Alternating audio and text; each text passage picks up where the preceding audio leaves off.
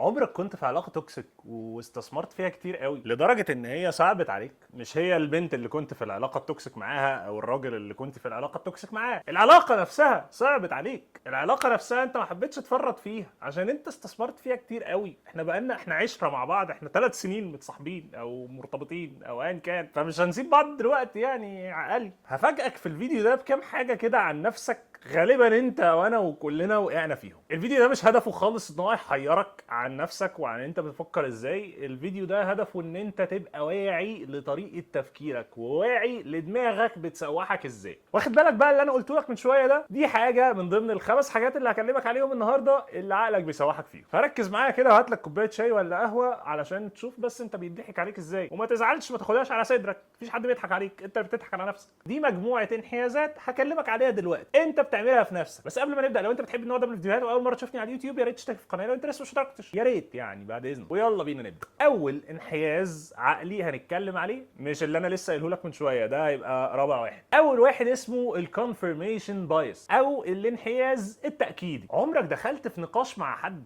وحسيت للحظه بينك وبين نفسك كده، يعني من غير ما تقول لحد، ان انت بتدور على معلومات تطلعك صح؟ يعني انت مش عندك معلومات اصلا مبينه لك ان انت صح، او مش عندك اسباب قويه مقتنع انت بيها فبتدافع عن قضيه معينه او بتدافع عن راي معين. لا، انت ما عندكش حاجه، انت بتدور على اسباب تطلعك صح دلوقتي. حتى لو انت واخد بالك ان انت غلط، انت خلاص مش هتخسر. دي حاجه اسمها confirmation bias او الانحياز التاكيدي. الانحياز التاكيدي ده بيخلي عقلك يدور على اسباب عشان يطلعك صح، وفي الحقيقه انت ممكن جدا تكون غلط. المشكله ان احنا غالبا مش بنبقى واعيين قوي لحاجه زي كده، فبتبقى فعلا بتدور على اسباب تطلعك صح وانت متخيل ان بجد في اسباب وبجد انت صح عشان انت حاسس ان انت صح. هو كده. فده بيصعب جدا النقاش معاك وبيصعب الكلام معاك والتعامل معاك بشكل عام، علشان انت دايما شايف نفسك صح وبتدور على اسباب تطلعك صح بغض النظر عن بقيه الناس. فانت مش سامع حد، مش شايف حد. وده تقدر تقول ان هو بيقلل كتير من حاجه اسمها الايموشنال انتليجنس او الذكاء العاطفي اللي اتكلمنا عنه قبل كده في فيديوهات كتير. ومنه طبعا ان انت تبقى قادر تسمع الناس كويس وقادر تفهمهم وقادر تحط نفسك مكانهم وتفكر زيهم علشان تعرف تتعامل معاهم وتعرف تاثر عليهم. فانت ابعد ما يكون يا معلم عن الكلام ده. مثال سريع عن الموضوع ده مثلا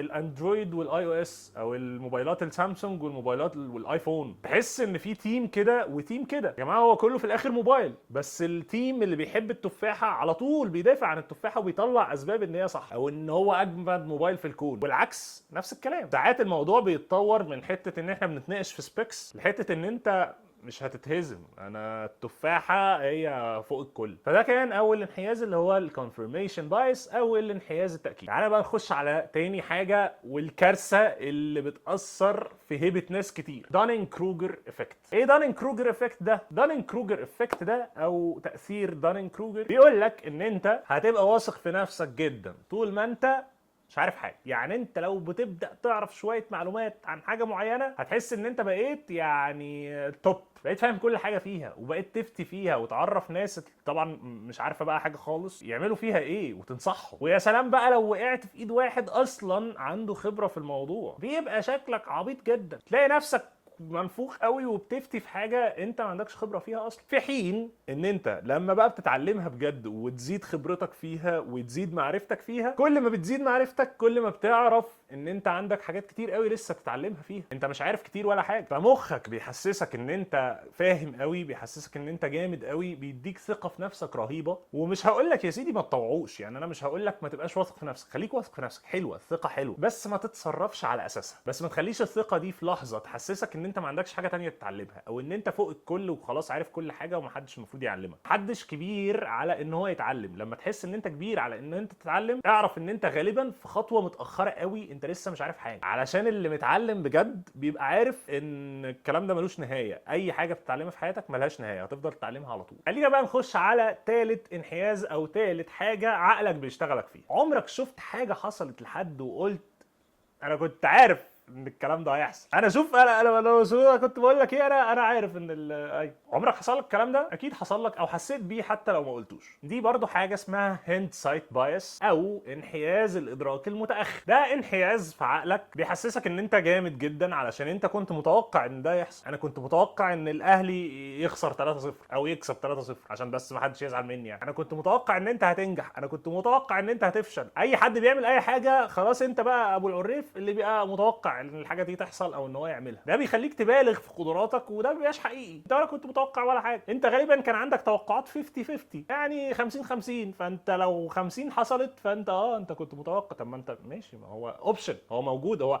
حاجه احتمال تحصل، فطبيعي تبقى متوقع انها تحصل. بس ان انت بقى لا انا كنت عارف او انا كنت متوقع زياده ان هي، غالبا ده ما بيكونش حقيقي، وغالبا ده انحياز في عقلك زي ما قلت لك، بيبين لك بس ان انت جامد وبتعرف تتنبأ بالحاجات اللي بتحصل. فخلي بالك يعني، يا ريت ما تقولش الكلمه دي كتير لو انت بتقولها، عشان هي مش حقيقه وبيبقى شكلك مبالغ فيه يعني. نيجي بقى عند العلاقات التوكسيك، وتعالى احكي لك على الانحياز اللي مسوحك. ده انحياز غريب كده، ليه اسم غريب، اسمه سانك كوست فالسي، بالعربي يعني انحياز التكلفه الغارقه. ببساطه يا معلم، انت دلوقتي في علاقه توكسيك بنت 60-70 مسوحاك ومخلصه فلوسك ومخلصه صحتك ومخلصه كل حاجه، بس انتوا بقالكوا 3 سنين مع بعض. انا عارف ان في ناس دلوقتي بتتفرج بقالهم 6 شهور وحاسين نفس الاحساس، حاسين بانفستمنت رهيب حطوه في العلاقه بتاعتهم. طب انا بقالي 3 سنين في علاقه توكسيك، اكمل بقيه حياتي في العلاقه التوكسيك عشان انا استثمرت فيها 3 سنين من حياتي، اغلى سنين حياتي يا سيدي، احلى 3 سنين، ال3 سنين دول احلى 3 سنين في حياتي انا استثمرتهم في العلاقه دي. افضل بقى مكمل 30 40 50 سنه هعيشهم ان شاء الله، يعني ربنا يديك الصحه وطول العمر في نفس العلاقه التوكسيك علشان 3 سنين دول ما اخسرهمش؟ يا عم ما ترميهم، ما خلاص، ما هم خلصوا. عشان كده هو اسمه انحياز التكلفه الغارقه. هي تكلفه انت دفعتها، انت دفعت يا باشا، انت في انفستمنت حصل، في استثمار، بس الاستثمار خسر خلاص، ما هو غرق، هتعمل فيه ايه؟ تقدر بقى تقيس الكلام ده على علاقه توكسيك، تقدر تقيس الكلام ده على الناس اللي هي بتضارب في البورصه والسهم بيفضل ينزل ينزل ينزل وبتفضل مستمره علشان مستخسره اللي هي دفعته في الاول، مستنيه يطلع وبيفضل ينزل. وهم في دماغك بيخلي ان الانفستمنت ده انت مستصعب تخسره، فانا مش هخسره، انا هفضل في الانفستمنت بتاعي، انا هفضل في الاستثمار اللي انا استثمرته، سواء في علاقه او في شغل او في فلوس او ايا كان. عقلك هنا بيسوحك تسويحه وحشه قوي، بيحسسك ان في مكسب من ورا فكره ان انت تفضل موجود في الموضوع ده. حاول تبقى واعي كويس للموضوع ده، واعرف كويس ان انت مهما استثمرت في حاجه، سواء فلوس او وقت او مشاعر او مجهود، استثمارك ده ممكن يكسب وممكن يخسر. فلو لقيته خسر ارميه خلاص، ربنا يعوض عليك، علشان يبقى عندك طاقه تعرف تستثمر في حياتك تاني. اعرف ساعتها ان انت عقلك بيسوحك وان مفيش مكسب من ورا احتفاظك بالحاجه دي. خامس واخر انحياز ضروري جدا تاخد بالك منه، عشان هو منتشر جدا جدا بقاله فتره كبيره، يعني بتلاقي فيديوهات حماسيه كتير وقصص منتشره كتير عن رواد اعمال وعن ناس نجحت في حياتها نجاح باهر، فبتلاقي كلام كتير عن رجال اعمال ناجحين جدا ووصلوا لحاجات حلوه جدا، وهي قصص حقيقيه على فكره، مش قصص فيك، حقيقي الناس اللي طلعت من الصفر وبنت نفسها بنفسها وبقت مليارديرات موجودين. بس ده بيخلق في دماغك حاجه اسمها انحياز البقاء او السرفايفرشيب بايس. ايه بقى انحياز البقاء ده؟ انحياز البقاء ده بيحسسك ان انت لو عملت زيهم هتبقى زيهم. الحماس حلو وكل حاجه، بس انا عايز اقول لك ان من احسن الحاجات اللي بتخلي الناس تنجح في البيزنسز، بتشوف الناس اللي عملت زيها وفشلوا ليه، مش الناس اللي عملت زيها ونجحوا ويعملوا زيها ويبقوا متحمسين جدا ان هم ينجحوا نجاحهم. لا، انت قدام الشخص اللي نجح ده في ممكن 100 واحد فشل وحاول يعمل نفس الحاجه وكان عنده نفس الشغف وعنده نفس الدماغ ويمكن اذكى، بس فشلوا لسبب او لاخر. طب هو احنا ما بنسمعش عنهم ليه؟ علشان ما حدش بيسمع عن الحاجات اللي بتفشل، اللي بنسمع عنه بس الحاجات اللي بتضرب، الحاجات اللي بتنجح جامد قوي، بتنجح جامد قوي فبتتشهر جامد قوي، بس عمر ما في حاجه بتفشل جامد قوي فبتتشهر او خلاص فشل. فانت بيبقى عندك كميه معلومات بتخش دماغك عن نجاحات، بس غصب عنك بتقع في الانحياز ده، ان انا